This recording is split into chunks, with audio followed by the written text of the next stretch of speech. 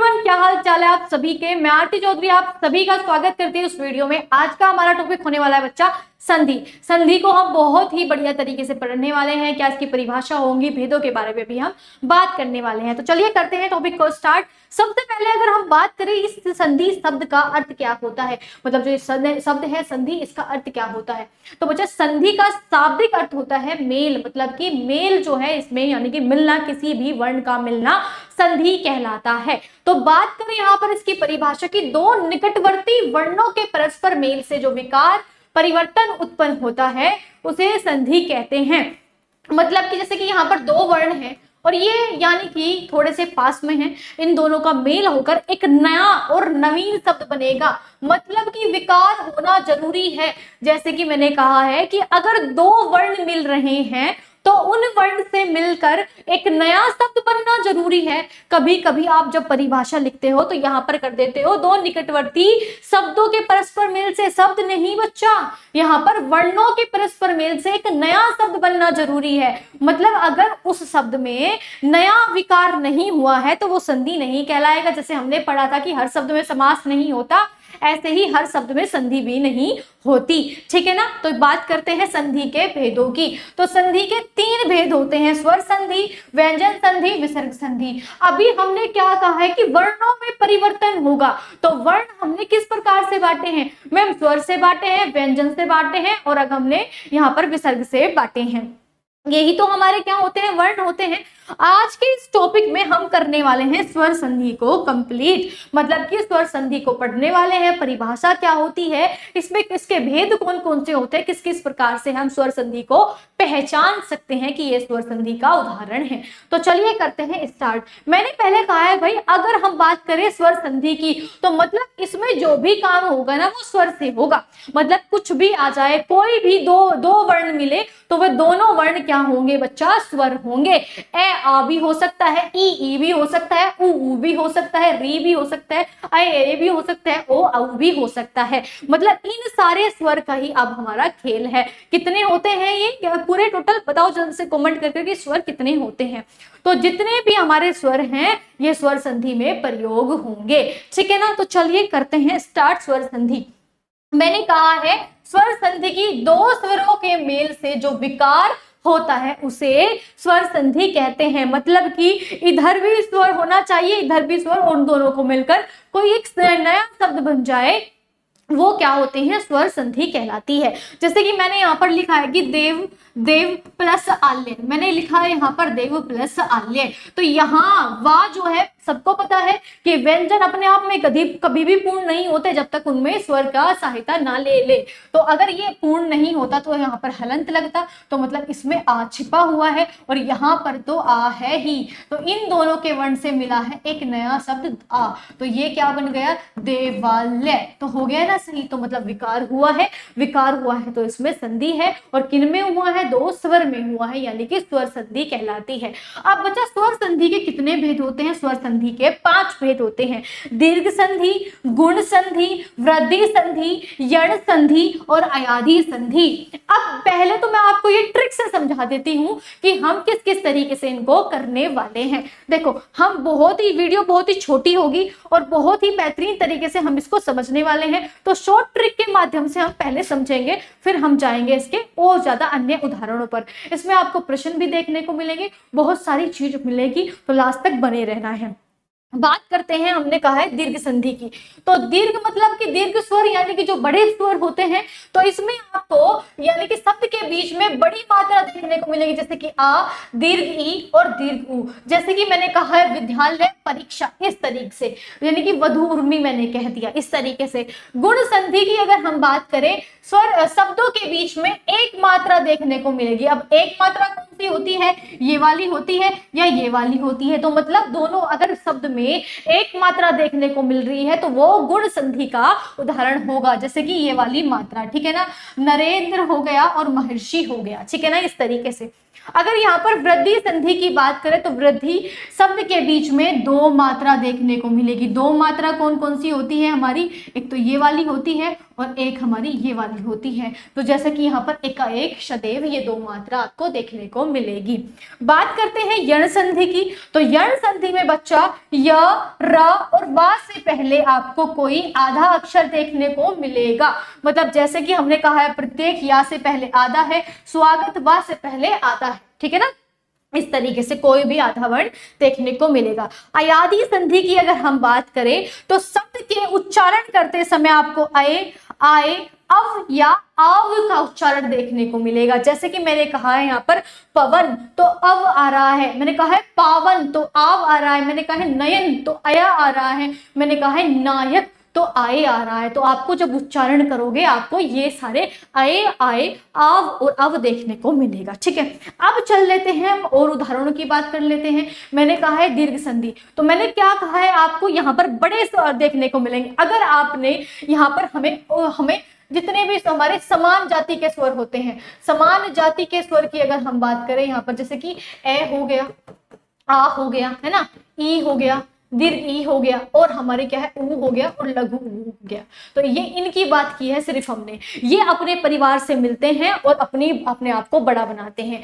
अगर ऐसे का मेल आ से हो रहा है तब भी आ ही बनेगा, अगर आ का मेल ऐसे हो रहा है तब भी आ ही बनेगा, अगर ए का मेल ऐसे हो रहा है तब भी आ ही बनेगा।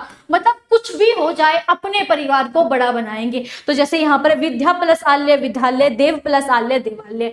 अगर दीर्घ ई है और लघु ई है तब भी दीर्घ ई बनेगी, अगर लघु ई है और दीर्घ ई है तब भी दीर्घ ई बनेगी, अगर दीर्घ ई है दीर्घ ई है तब भी दीर्घ ई बनेगी, अगर लघु ई है लघु ई है तब भी लघु ई ही बनेगी। जैसे यहाँ पर क्या है रवि प्लस इंद्र, तो मतलब यहाँ पर क्या है दोनों जो है लघु ई है तो बनी है दीर्घ ई, यहाँ पर क्या है लघु ई है और ये है दीर्घ ई तो बनी है लघु ई, इस तरह दीर्घ ई। तो ये है हमारा कि अपने परिवार से मिलते हैं, अपने ही परिवार से मिलेंगे और बड़े बनाएंगे। कौन कौन से, ए आ ई उ ये रहेंगे इसमें, ठीक है ना। यहाँ पर ही है लघु ऊ दीर्घ ऊ, तो लघु ऊ बनाएंगे या लघु ऊ दीर्घ ऊ बनाएंगे, या लघु ऊ हो या लघु ऊ हो क्या बनाएंगे, दीर्घ ऊ ही बनाएंगे, इस तरीके से। तो यहाँ पर सु प्लस उक्ति, तो देख रहे हो यहाँ पर लघु लघु क्या बना रहे हैं, दीर्घ बना रहे हैं, इस तरीके से। वधु प्लस उर्मी, तो ये हमारा दीर्घ है, ये लघु है, तो क्या बना है, लघु ही बना है। तो दिख रहे हैं कि दीर्घ संधि में आपको क्या होगी, यहाँ पर दीर्घ संधि में आपको स्वर देखने को मिलेंगे और अपने आप को बड़ा बनाएंगे, ठीक है ना। तो यहाँ पर क्या है दीर्घ स्वर ही होंगे। चले नेक्स्ट पे चलते हैं गुण संधि पे। मैंने कहा है गुण संधि की अगर हम बात करें, अगर आपको ए या आ के साथ ई या ई मिल रही है तो ए हो जाएगा, ए या आ के साथ आपको यहाँ पर ऊ या दीर्घ ऊ मिल रहा है तो ओ हो जाएगा, या ए या आ के साथ री मिल रहा है तो उसकी मात्रा अर हो जाएगी। यानी कि एक मात्रा यहाँ आपको देखने को मिलेगी। जैसे कि मैंने कहा है नर प्लस ईस, तो ए का किससे मिल रही, ई से, तो नरेश यानी कि मात्रा हो गई।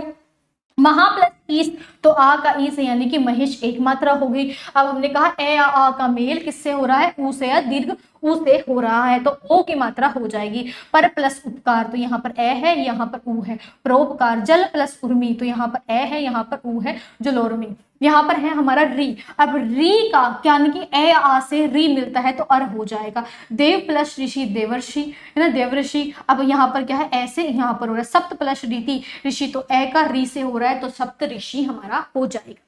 समझ में आई इतनी बात, जल्दी से बताओ कमेंट करके। वृद्धि संधि क्या होती है, इसमें आपको दो मात्रा देखने को मिलेगी, मैंने आपको बताया था। अब दो मात्रा यहाँ है कि अगर ए या आ, मतलब प्लस से पहले की बात है ये, अगर प्लस से पहले ए है या आ है और प्लस के बाद में आपको ए है या आई देखने को मिल रहा है तो वो क्या होगा, बस यहाँ पर बड़ी मात्रा ही बनेगी। अगर यहाँ पर ओ है प्लस के बाद और यहाँ पर औ है तो आपको बड़ी मात्रा ही देखने को मिलेगी। क्या मिलेगा, यहाँ पर औ ही देखने को मिलेगा। जैसे यहाँ पर एक प्लस एक यानी कि यहाँ पर ए और आई तो एक का एक हो गया। यहाँ पर सदा प्लस एव हो गया, हमारा क्या है एव, तो यहाँ पर सदैव हो गया तो आ प्लस आई यहाँ पर दिख रहा है इस तरीके से। यहीं पर हमारा औ की मात्रा बन जाएगी महा प्लस औषधि तो महौषधि, यहाँ पर आ और ओ मिला हुआ है, ठीक है ना, इस तरीके से।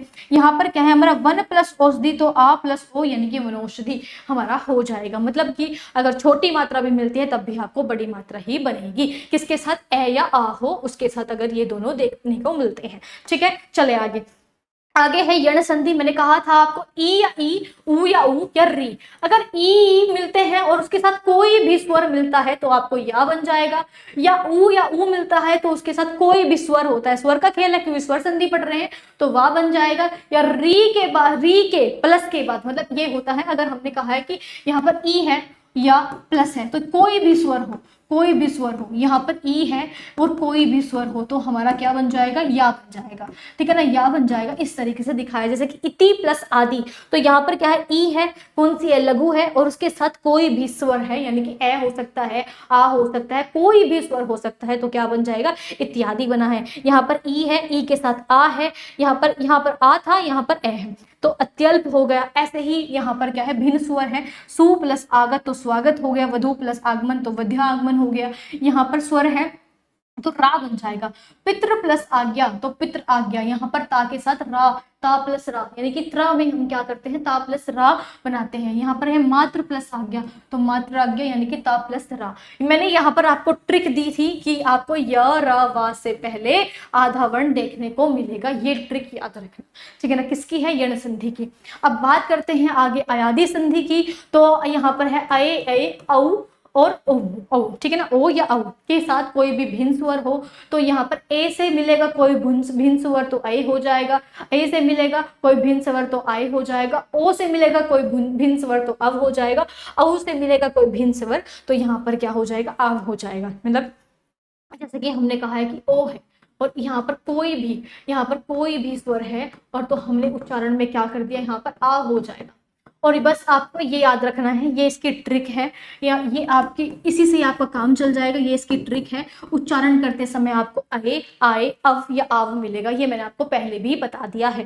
जैसे कि ने प्लस अन, तो ने यहाँ पर क्या है? बताओ मात्रा क्या है? यहाँ पर ये वाली मात्रा है, प्लस इसके साथ कोई भिन्न स्वर मिला है तो यहाँ पर अय की मात्रा हो गई। से प्लस अन शयन हो गया, ने प्लस अक नायक हो गया, ने प्लस इका नायिका हो गया, आय का उच्चारण हो रहा है। अब पो प्लस अन पवन हो गया, गो प्लस ईश कवीश हो गया, गव अव की उच्चारण आया है। आव यहाँ है पो प्लस अक पावक, धो प्लस अक धावक।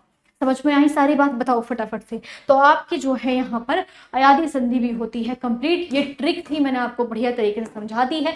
अब कुछ प्रश्न हैं, इनकी ओर चलते हैं, इनका उत्तर आपको देना है। चलते हैं। निम्नलिखित में से कौन सा स्वर संधि का भेद नहीं है? बताओ कौन सा नहीं है? दीर्घ तो है मैम, गुण तो है मैम, बताओ उसमें से अब कौन सा नहीं है? क्या वृद्धि नहीं है? वृद्धि में तो है। मैंने क्या कहा था? दीर्घ में आपको बड़ी मात्रा देखने को मिलेगी, है ना, तो ये तो मैंने आपको बताया था। मैंने गुण में कहा था आपको एक मात्रा देखने को मिलेगी, है ना, एक मात्रा। मैंने कहा था वृद्धि में आपको दो मात्रा देखने को मिलेगी, पर मैंने कोई अनादि नहीं कहा था, मैंने कहा था अयादि। अयादि संधि है ना, अयादि संधि होता है, तो ये हमारा कट गया। चले नेक्स्ट पे। नेक्स्ट यहाँ पर है अत्याचार का सही संधि विच्छेद क्या होगा? अब ये मुझे ये बताओ, अत्याचार है, मैंने कहा है या रा वा से पहले, या रा और वा से पहले कोई आधा से पहले आधा वर्ण आए, क्या आए? आधा वर्ण आए, तो वो क्या होगा? यण संधि होगा। याद है आपको? यण संधि। और मैंने कहा था ई या ई हो और कोई भिन्न स्वर हो तो क्या हो जाएगा? या बन जाएगा। ये देखो, याद नहीं है क्या तुम्हें याद नहीं है या नहीं है? ये रहा, दिख रहा है ना, दिख रहा है, ये रहा। ई या ई के साथ कोई भिन्न स्वर आए तो क्या हो जाएगा? या बन जाएगा। तो मतलब अगर हमें यहाँ पर पता लगाना है कि अगर यहाँ पर है या से पहले कोई भिन्न स्वर है तो यहाँ पर हमने अति धा नहीं होगा, तो ये भी नहीं होगा, ये भी नहीं होगा, ये भी नहीं होगा, ये हमारा सही हो जाएगा। अति प्लस आचार। अब अति प्लस आचार क्यों सही होगा? यहाँ पर है ई, यहाँ पर है ई और ई के साथ कोई भिन्न स्वर का मेल हुआ है तो क्या हो जाएगा? या बन जाएगा। और इससे पहले ये अक्षर हो जाएगा आधा जो पूरा है, तो ये हो गया। जैसे मैंने कहा यहाँ पर प्रत्येक। अब मेरे को बताओ प्रत्येक में क्या होगा? या है, तो मतलब यहाँ पर ई की मात्रा आ जाएगी। अब प्रति तो आपके ऊपर है कि आप किस तरीके से सही लिखोगे। प्रति तो ये सही होता है। अब यहाँ पर प्रति है, अब यहाँ पर क्या है? प्रति प्लस एक हो जाएगा। अब इसकी अगर हम इसका विच्छेद करके देखें, मतलब इसके अगर हम संधि करें तो ये है ई और ई के साथ किसका मेल हुआ है, ई के साथ हुआ है ए आया है, तो है ना ये आया है, ई के साथ भिन्न स्वर का मेल हुआ है, तो अगर हम बात करें ये हमारा हो जाएगा सही, ठीक है ना। तो उच्चारण पे अगर बात करें अति प्लस आचार सही हो जाएगा। चले आगे देखते हैं, अगला प्रश्न देखते हैं। अगला प्रश्न क्या है, इति प्लस आदि। अब वही है, देखो इति प्लस आदि है यहाँ पर, तो मैंने कहा ई के साथ क्या है, भिन्न स्वर का मेल हुआ है, तो क्या होगा, या बन जाएगा, और जो उससे पहला अक्षर है वो आधा हो जाएगा, आधा हो जाएगा ना। तो बताओ अब यहाँ पर, तो ये हो गया इति प्लस आदि, तो ये बन गया इत्यादि। क्या बन गया, इत्यादि बन गया, इत्यादि बन गया। तो ये किस संधि का शब्द है, गुण का नहीं होगा, वृद्धि का नहीं होगा, दीर्घ का नहीं होगा, किसका होगा, यण संधि का शब्द हो जाएगा, ठीक है ना, यण संधि का शब्द हो जाएगा। चले नेक्स्ट क्वेश्चन है, निम्नलिखित शब्दों में से किसमें स्वर संधि है, तपोगुण में है, अतएव में है, सज्जन में है, रामायण में है। ये क्वेश्चन आपके लिए होमवर्क है, ये आपको कमेंट बॉक्स में बताना है। आज का सेशन यहीं तक था। अब आपको नेक्स्ट क्लास जो है वो व्यंजन संधि की देखने को मिलेगी। स्वर संधि जो है मैं भेदों सहित आपको, यानी कि ट्रिक सहित आपको बढ़िया तरीके से समझा दी है। क्लास को दोबारा फिर देख लेना, बहुत अच्छी तरीके से समझ में आ जाएगी। क्वेश्चन जो है वो होमवर्क में आप जो क्वेश्चन दिया है उसका आंसर जरूर देना है। मिलते हैं एक नई वीडियो के साथ, धन्यवाद, बाय बाय, टेक केयर।